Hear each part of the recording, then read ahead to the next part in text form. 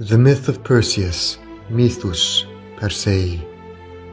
Haec ignorantur a poetis de Perseo, Perseus filius erat Iovis, maximi diorum.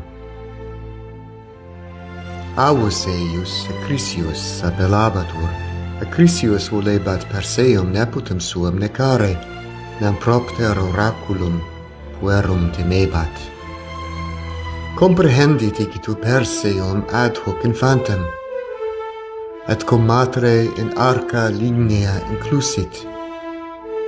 Tum arcam ipsum in mare coniecit.